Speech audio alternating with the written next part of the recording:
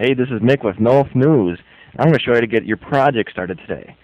And I literally mean your project because you have to open a project before you start mapping for No One Lives Forever. So go ahead and click File and Open Project.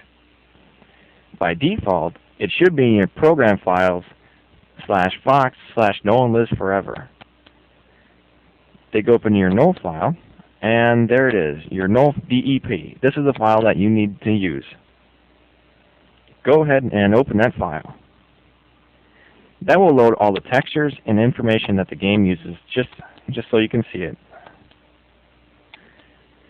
Here's some example of textures, and also worlds. It gives you a couple examples. It gives you a deathmatch example, and it also gives you a assault map example.